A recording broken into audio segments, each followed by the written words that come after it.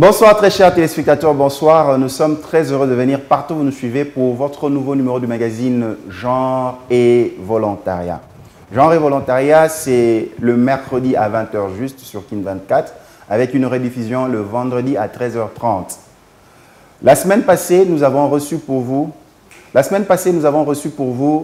Maître Pamela Massangou, qui est avocat attaché au barreau de Kinshasa Gombe, qui nous a parlé, qui nous a sensibilisés sur le droit de la femme. Elle a dit que la femme avait les droits et ces droits devaient être exercés car nul n'est censé ignorer la loi. Et elle a parlé que la femme ne devait pas tout attendre, mais qu'elle devait se mettre dans le travail. Et ce soir, nous revenons avec un motivateur qui va parler de la jeunesse, qui va nous donner son analyse de la jeunesse pour que cette nation puisse aller de l'avant. Avant de vous présenter mon invité de ce soir, permettez-moi de saluer tous nos téléspectateurs qui nous soutiennent à travers le monde. Je vais commencer ici, en République démocratique du Congo. Premièrement, je vais à Walungu, je vais à Beni Butembo, je reviens vers le de Kassai, je vais vers le Lualaba, partout en RDC. Merci de suivre votre magazine. Et nous sommes à Paris, Bruxelles, nous sommes à Cologne. Merci de soutenir votre magazine Genre et Volontariat. Et nous sommes au Canada, Laval, Québec, Montréal. Merci de nous suivre. Et surtout aux États-Unis, à Dallas, où nous avons de la famille. Merci de nous soutenir. Washington, Kentucky, Massachusetts, merci. Nous sommes au Brésil, Rio Grande do Sul, ainsi que Rio de Janeiro. Merci de nous suivre. Vous pouvez suivre ce magazine à cet instant sur Orao Telecom, là où il y a Kin 24 dans le bouquet. Vous pouvez nous continuer à suivre ce magazine à volonté sur notre chaîne YouTube Symphorien KTND TV. Allez aimer notre page Facebook sur Genre et Volontariat. Vous nous suivez à Sydney, à Bombay, vous nous suivez à Shanghai. Soyez le bienvenu dans notre nouveau numéro du magazine Genre et Volontariat. Ce soir, nous recevons pour vous Samuel Yamungu. Bonsoir Samuel. Bonsoir. Vous êtes né un certain 10 avril 2000. Non, pas 2000. Ça, dans les 1900. 2000, c'est aujourd'hui. Là, j'allais vous chambrer, mais vous êtes né le 10 avril d'une certaine année, okay. Et vous nous faites l'honneur d'être le nôtre ce soir pour communier avec cette jeunesse. Bon anniversaire, mon frère. Merci. Qu'est-ce que ça vous fait d'avoir une année de plus? Quel est ce mot qu'on peut retenir, une pensée par rapport à votre anniversaire que vous pouvez partager avec tous ces jeunes qui vous suivront à cet instant dans notre magazine Genre et Volontariat sur Kin 24 Télévision? Mais moi, je pense que le fait d'avoir une année de plus, c'est une grâce et en même temps, c'est une responsabilité comptable, même sous le plan du divin qui a permis de nous donner cette gestion de temps, de telle enseigne de se dire jusque-là, qu'est-ce que je suis, qu'est-ce que j'ai fait et où je vais, qu'est-ce que je vais laisser. Donc, ce n'est pas simplement de la réjouissance pour de la réjouissance, parce que, bon, d'un côté, c'est vrai que tu peux te dire que, oui, je suis encore vivant, il y a d'autres beaucoup moins jeunes que moi qui sont partis, qu'est-ce que j'ai de mieux? C'est vrai, mais en même temps, pour moi, je pense que c'est une responsabilité de continuer à vivre. Et surtout, comme j'aime bien souvent dire, la vie, elle est tellement courte, c'est un courant d'air, et se dire qu'après notre parcours sur Terre, qu'est-ce qu'on va laisser? Moi, j'ai un souci d'immortalité. Et mon immortalité n'est pas fonction d'avoir 1000 ans, mais c'est au travers de ce que l'on laisse derrière nous. On parle d'Aristote, on parle de Jean-Paul Sartre, on parle de Isaac, on parle de Jésus, on parle de toutes ces personnes-là qui ne sont plus, mais qu'on continue à parler d'eux. Ils deviennent encore beaucoup plus grands après leur mort que pendant leur vivant. Pourquoi? Parce qu'ils ont laissé quelque chose. C'est dans cette préoccupation que moi je suis. Soyez béni, mon frère Samuel, au nom de Jésus. Amen. Je reçois. Au nom de Kin 24 Télévision, au nom de toute mon équipe Genre et Volontariat et au nom de tous nos téléspectateurs qui nous suivent à cet instant sur Kin 24, joyeux anniversaire encore. Merci.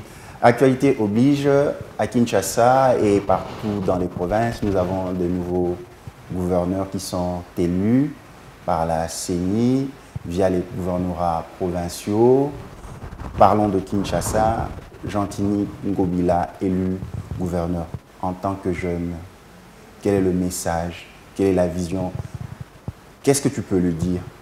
Moi, je ne sais pas, je peux dire en tant que jeune, je veux dire en tant que Congolais. Je vais simplement dire l'attente que le jeune a ou le Congolais a, c'est pareil, dans le sens que D'abord, pour moi, je veux d'abord le féliciter du fait qu'il a été élu parmi plusieurs candidats. Donc, pour lui, c'est de savoir aujourd'hui, c'est une responsabilité, l'action ou la fonction qu'il va maintenant exercer.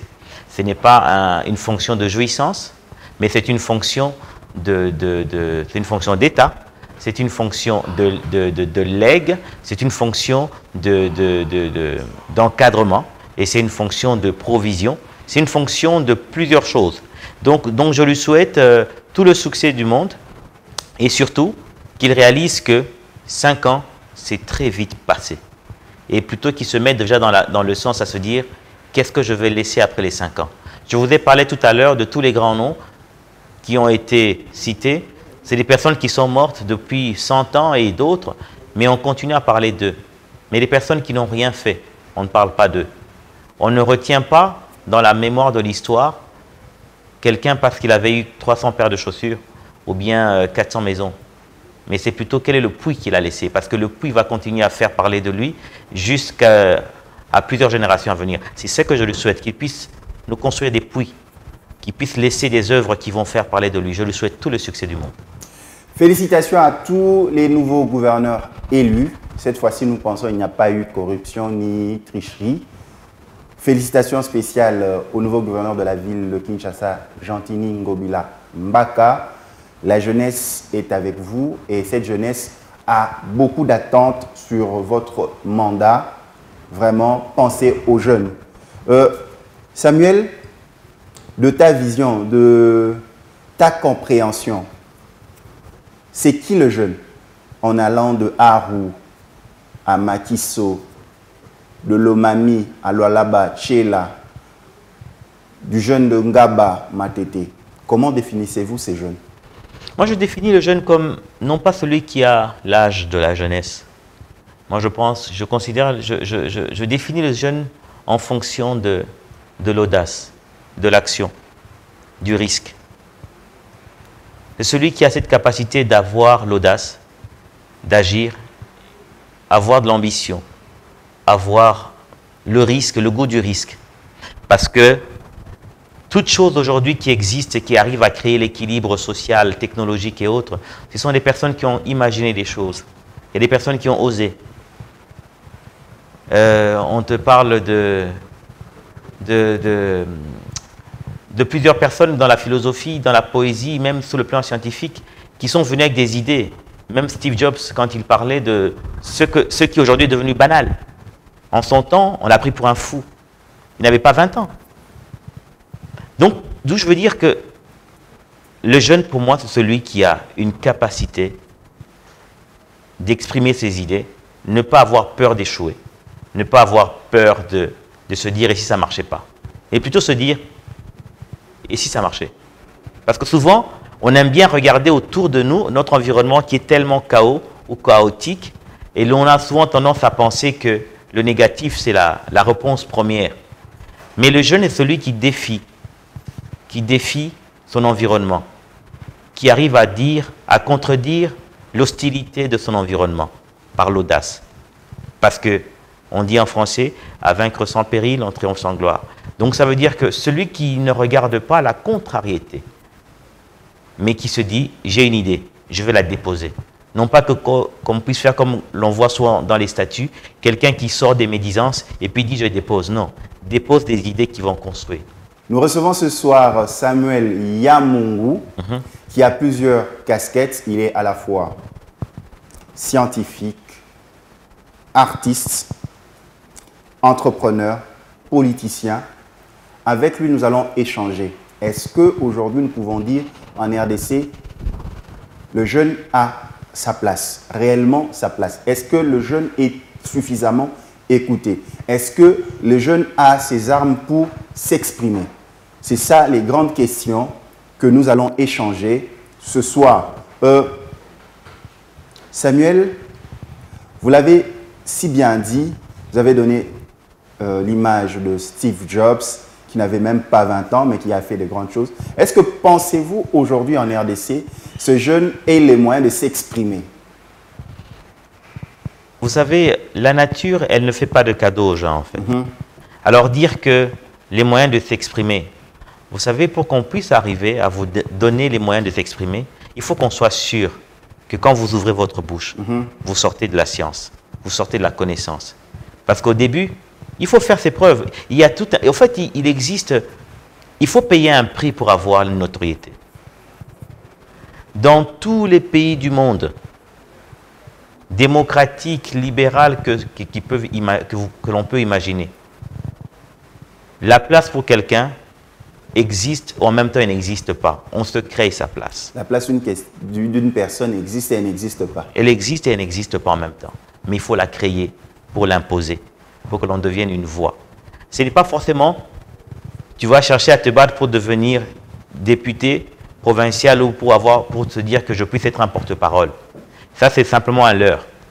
Ça, c'est une voie tellement simple. Moi, je pense que les personnes que le monde retient, ce sont les personnes qui ne font même pas partie des cadres déjà établis, des sentiers battus. C'est des personnes qui regardent leur société et qui cherchent à pourvoir à un besoin, non pas forcément en se disant que je veux avoir un grand nom. Non, le grand nom vient après, c'est un collatéral. Le grand nom, c'est une conséquence logique. Que tu fais quelque chose et on veut savoir, mais ça vient de qui? Alors, qu'on arrête de se leurrer en disant que est-ce que notre société fait la place à la jeunesse et autres? Mais quelles sont ces personnes qui se considèrent jeunes, à qui l'on fait la place et qu'est-ce qu'elles donnent comme message pour qu'on puisse dire effectivement ils ont le niveau? Donc je pense que quand on a un rêve, la place ne te sera pas donnée. Il faut se donner des moyens. Il faut avoir d'abord un rêve. Tout commence par un rêve, par une vision. Parce que quand tu as une vision, c'est en ce moment-là, ça te pousse à rechercher les provisions. Et les provisions fondamentales, ce n'est pas forcément l'argent. C'est les humains, c'est les hommes. Parce que pour que quelqu'un puisse arriver quelque part, il doit passer entre les mains d'une autre personne qui va croire en elle ou bien qui va te voir en coulisses et qui va t'amener. Ce n'est pas l'argent qui va t'amener. Parce que nous pensons souvent, et c'est souvent la chose pour laquelle je suis très en conflit avec beaucoup de personnes quand ils m'expliquent une idée qu'ils ont bien un projet, ils me disent on n'a pas les capitaux, on n'a pas les fonds. Mais c'est vrai? C'est vrai, c'est faux. C'est vrai et c'est faux, au fait, parce que c'est une manière très simple de pouvoir c'est-à-dire justifier sa paresse. Parce que si réellement tu arrives à démontrer A plus B, que tu arrives à trouver, grâce aux plantes, tu arrives à trouver un remède pour guérir du cancer, pour guérir du sida. Quand tu fais tes recherches, personne ne te voit. Quand tu dors, quand tu es dans ta salle de bain, personne ne te voit. On ne te voit que quand tu es devant le plateau habillé. Vous voyez? Mais si demain, tu arrives à démontrer A plus B avec je ne sais pas quelle feuille de manioc ou je ne sais pas trop bien quoi, les mélangeant avec telle mixture, ça arrive à guérir telle chose. Même si tu le mettais dans des récipients d'eau minérale usagée. Et si réellement ça porte du fruit, les millions vont venir tout seuls. Sans t'interrompre, j'ai rencontré des jeunes qui me disaient « Symphorien, tu es journaliste, mais voici notre idée. Avec ce nouveau pouvoir qui vient d'arriver, nous, les jeunes, on ne va pas rester en marge. On doit tout faire pour que l'actuel chef de l'État, Félix Tshisekedi, nous prenne avec lui parce que nous devons être pistonnés pour réussir. Parce qu'un jeune, sans piston, c'est difficile. Nous avons fini des études, on n'a pas d'emploi. Mais un paradoxe, lorsque je suis ton discours, tu dis que forcément, on ne doit pas nécessairement être appuyé pour avancer. Mais la plupart des jeunes pensent qu'il faut être coaché, mentoré ou bien trouver un cadre d'expression pour s'exprimer. Je vais vous donner un exemple parce que je ne veux pas parler pour parler. Tout à fait. Je vais parler avec des faits. Tout à fait. Vous savez, en économie, on parle de paradigme, des normes économiques pour soutenir telle logique ou telle autre logique. Il y a le paradigme de Harrison Ford, il y a le paradigme de Karl Marx, il y a le paradigme de Adam Smith et tout ça. OK? Et ces personnes, quand ils ont créé leur paradigme, je ne pense pas qu'ils pensaient s'imposer dans l'histoire ou dans la science économique. Ils avaient juste une vision de vouloir bien faire les choses avec ce qu'ils avaient dans les mains. On ne peut rien faire avec ce qu'on n'a pas, mais on peut tout faire avec ce que l'on a. Ce que tu as, c'est ton talent, c'est la vision que tu as. Moi, j'ai le droit de ne pas croire en toi, mais toi, tu n'as pas le droit de douter de toi. Ça, c'est fort. Hein? Alors, attends-toi qu'à ce que je puisse te sous-évaluer, parce que tu n'as pas encore fait tes preuves. Et prouve-moi le contraire pour que finalement, je te regarde autrement. Et aujourd'hui, je peux me permettre, moi, Samuel Yamungu, d'avoir inventé, à créer un paradigme économique. Moi, aujourd'hui, je vis du drapeau. Je fais du drapeau mon business.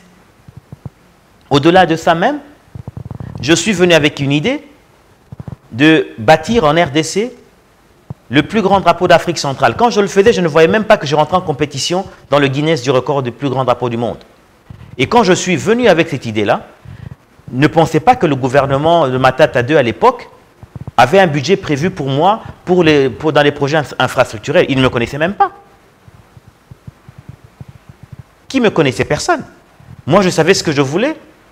Et je me suis juste dit, écoutez les gars, peut-être vous ne me connaissez pas, vous n'avez pas prévu un budget pour moi, mais donnez-moi juste un endroit. Donnez-moi une place. Et j'ai démarché de manière conséquente pour arriver à trouver une place.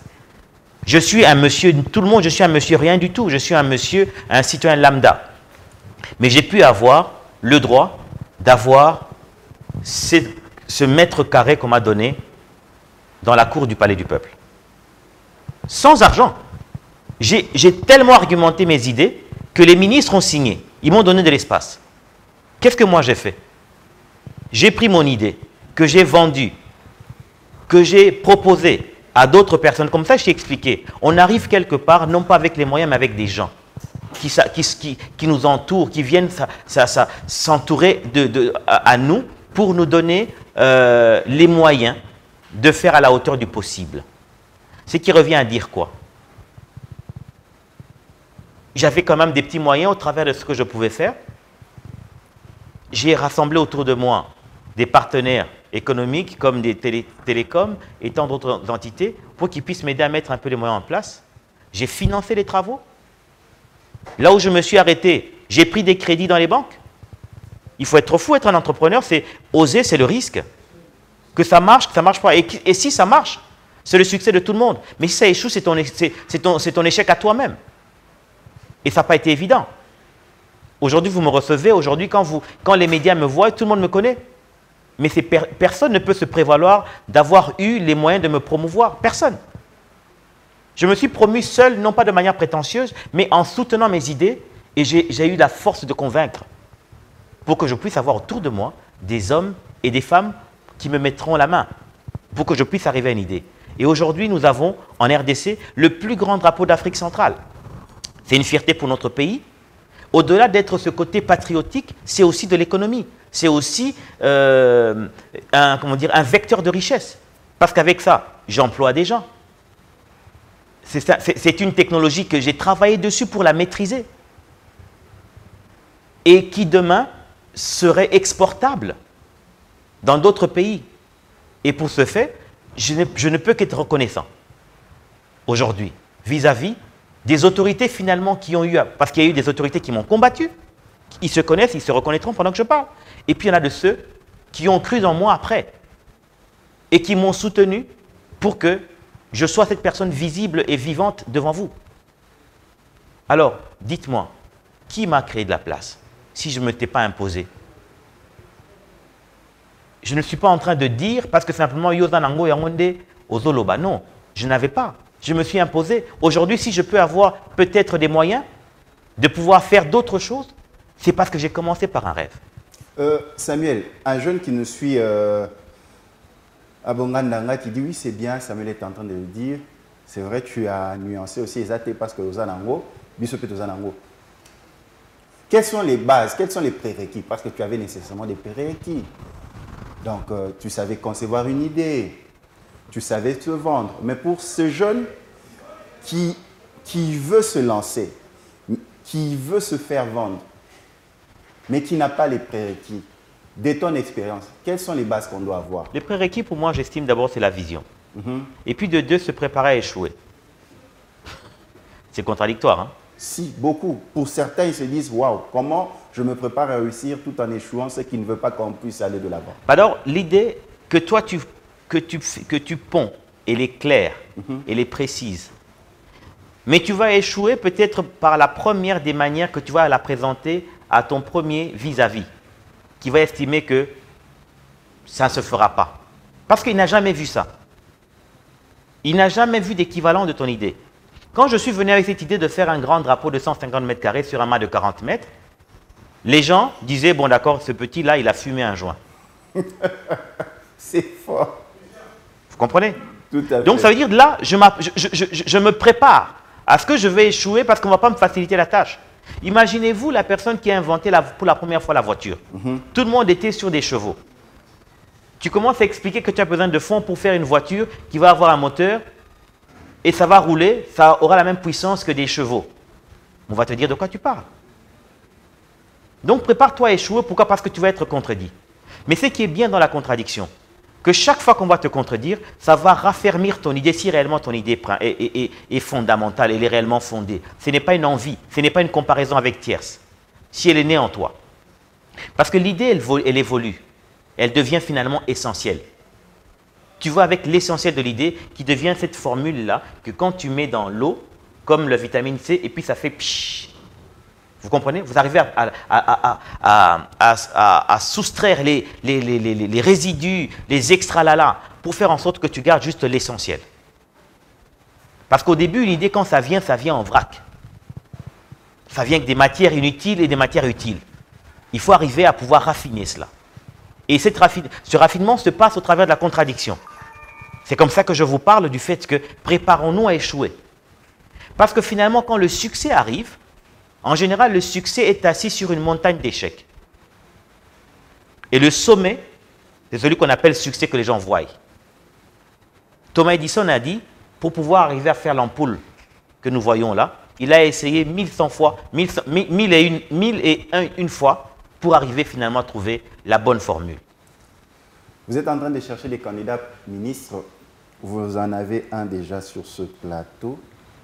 Ce sont des idées pareilles que nous avons besoin.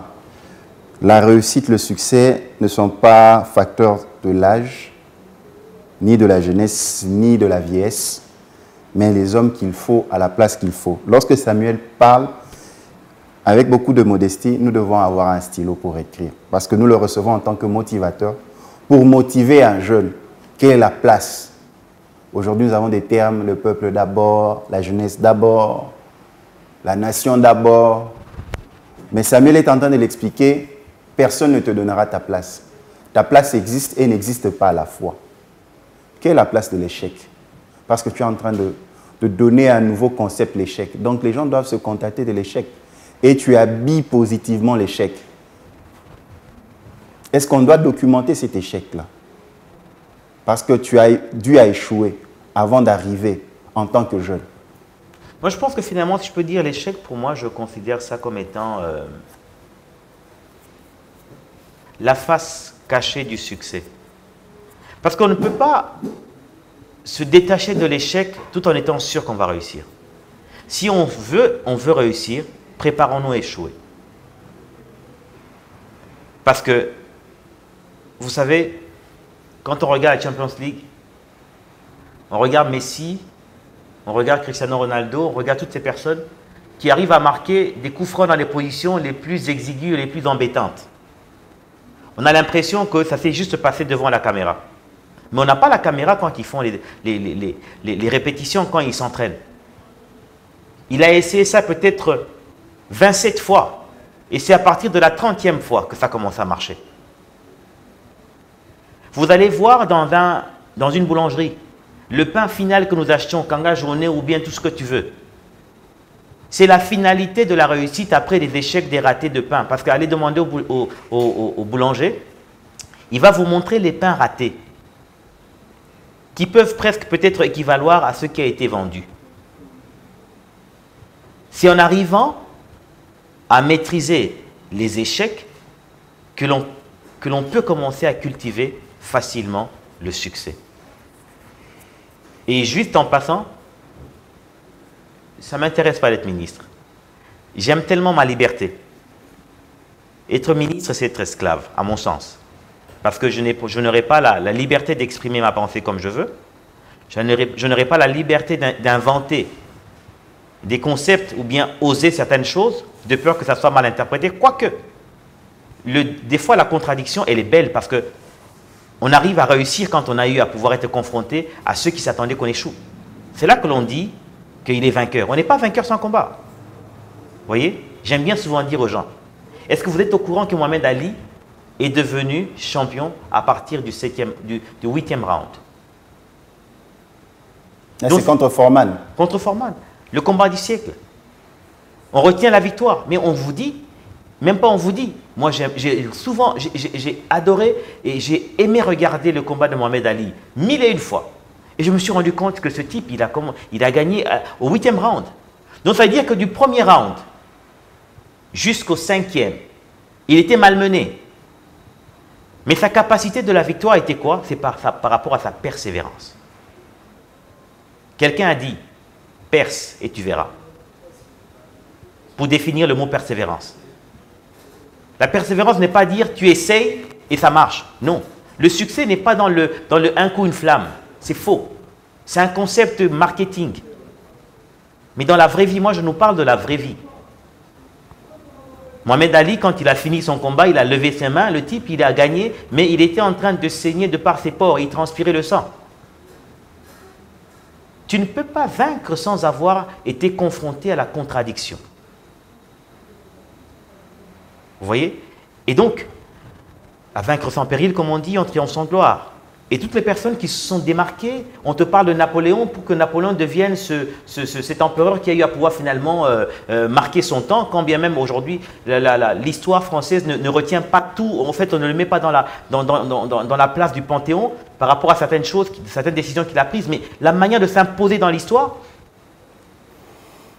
était que tous ne lui donnaient pas la chance d'être un grand. Il était petit de taille, il était balafré, il n'était pas beau.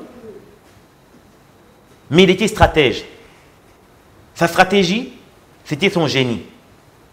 Et quand il expliquait aux gens la stratégie de comment faire pour pouvoir prendre le dessus sur les Anglais, on trouvait qu'il était trop ambitieux. David, il vient donner à manger à ses frères. Ses frères lui disent, écoute, toi, tu es un embrouilleur. Rentre là où il y a les troupeaux parce que ce n'est pas ta place ici. On va toujours t'empêcher si réellement tu as... Maintenant, quand tu as réellement une idée claire, quelqu'un a dit, quand une idée est claire, elle s'explique aisément. Elle s'exprime finalement, proprement. Même les paroles pour les dire viennent tout seuls. Même les paroles pour les dire. Et vous savez, pour finalement arriver à trouver les belles paroles, c'est parce que tu as été confronté à la résistance pour que tu puisses savoir dire l'essentiel. Parce que sinon, tu vas faire du brouhaha. Tu vas parler, tu vas dire n'importe quoi pour finalement cacher la vertu de ton propos salutaire. Comme l'a dit dans Gladiateur de Russell Crowe, quand Marc Aurèle invite Maximus pour le dire que tu es mon candidat successeur, il dit je n'en veux pas. Il dit c'est parce que tu dis que tu n'en veux pas, je veux que ça soit toi. Parce qu'il dit qu'il ne veut pas être ministre, c'est pour cela que nous disons que ça doit être quelqu'un comme lui, parce qu'ils viendront travailler pour le bien-être de la population et non pas pour leur poche. Samuel, ça ne traîne pas, Jean Volontaire. C'est déjà la dernière ligne droite de nos échanges. Aussi vite. Vraiment. Samuel, donc, ces jeunes que nous voyons sur l'ensemble du tout territoire national doivent s'exprimer, premièrement, dans ta manière d'échanger sur ce plateau de genre et volontariat. Le jeune doit s'apprêter à ne pas tout recevoir.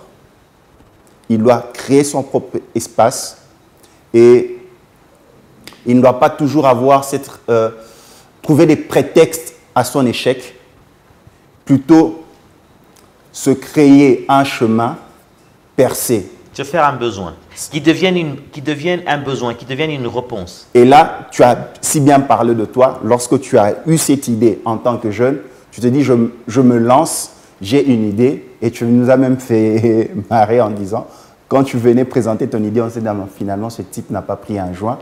Ça veut dire, tu as mis tout de ton côté pour réussir en te préparant à l'échec. Donc, ce qui manque à nos jeunes actuellement, c'est parce qu'ils attendent tout des autres. Non, c'est parce qu'ils veulent réussir maintenant. Tout est maintenant. Vous savez, le succès d'aujourd'hui. Aujourd'hui, au pays et même dans le monde, on m'appelle Monsieur Drapeau. On m'appelle ingénieur, on m'appelle inventeur, on m'appelle économiste, on m'appelle ceci, on m'appelle Monsieur Drapeau. Aujourd'hui, j'ai inventé le paradigme autour du business du drapeau. Parce que quand j'ai commencé le business, écoutez, juste en passant, ça fait 19 ans que je suis dans les drapeaux.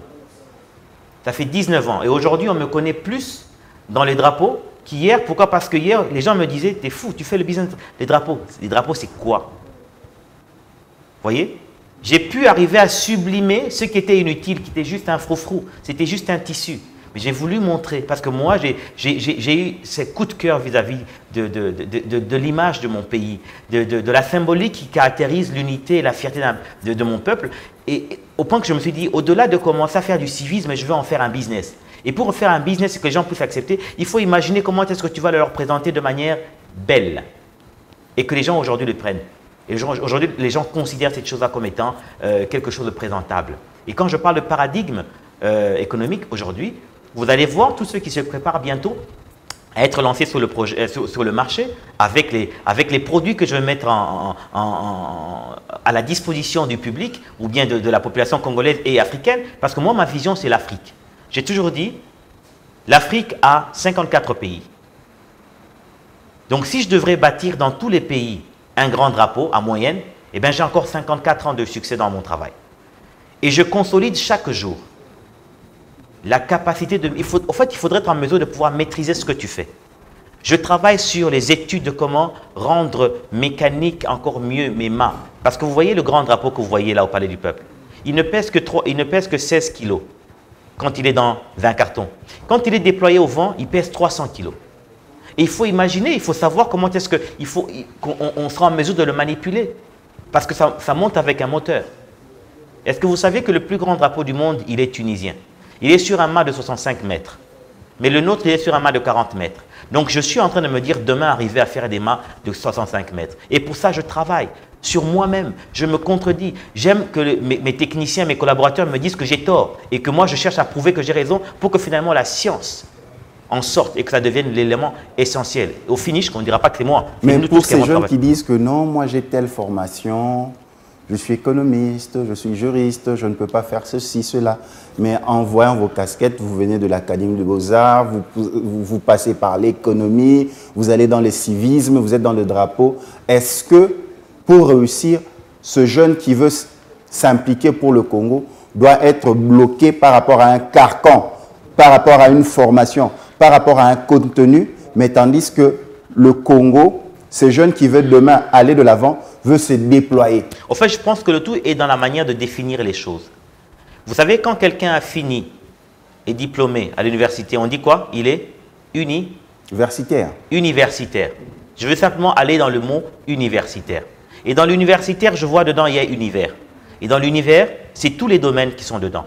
Maintenant, en fait, le problème que nous faisons, parce que souvent, le premier blocage, ce n'est pas les gens. D'abord, quand je dis, d'abord, si tu veux atteindre un succès, il faut d'abord se préparer à l'échec. D'abord, le premier échec, avant que ce soit les gens, ça va être toi-même.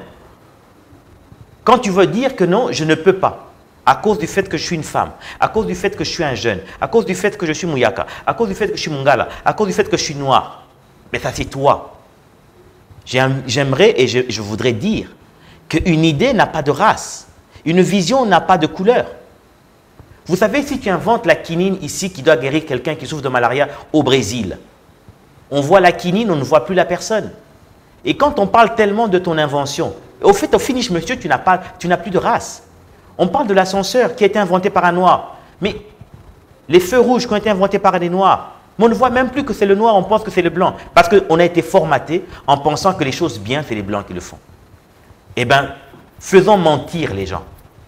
Vous savez, quand je vois les ouvrages que Dieu a permis que je puisse faire, quand les gens passent par là, ils voient ces mains, j'aime bien rigoler quand j'entends des voix qui disent « bien, je suis content parce qu'on se dit, on pense que je suis chinois, on pense que je suis indien, indo-pakistanais, on pense que je suis content parce qu'au fait, ce que j'ai fait là, ça n'a pas de race. » Donc, ça veut dire que ce jeune qui qui est peut-être agriculteur, ou bien qui est peut-être agronome, qui a fait coupe et couture, qui a fait ceci, qui a fait cela.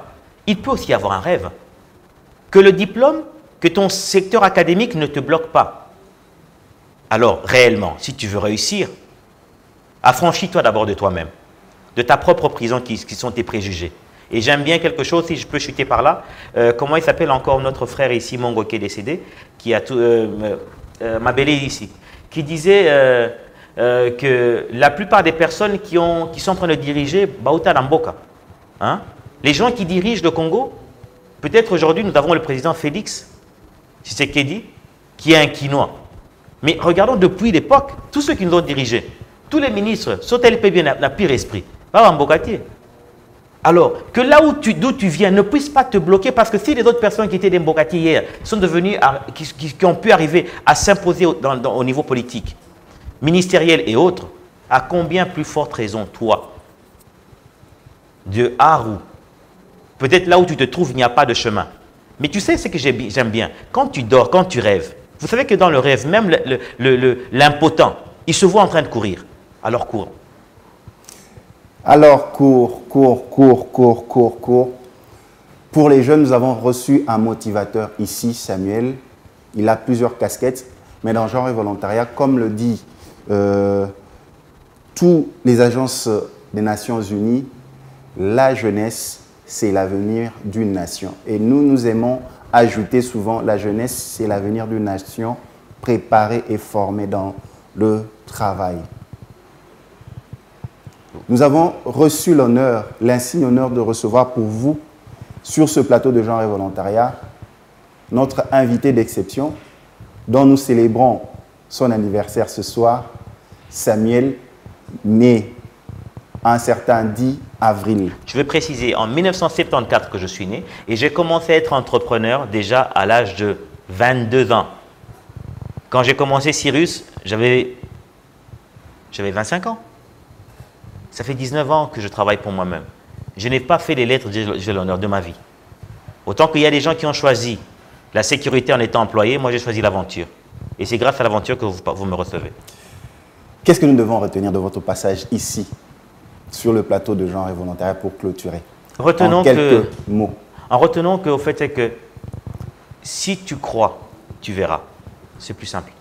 Si tu crois, tu verras. Nous avons reçu sur ce plateau Samuel, entrepreneur, chef d'entreprise, motivateur, analyste politique. Ici, il a parlé du jeune. Les jeunes pensent qu'il faut attendre l'autre pour avancer. Le jeune pense qu'il est mieux s'il est soutenu par les autres. Or, le jeune doit trouver sa place ici au Congo parce que sa place existe et à la fois n'existe pas.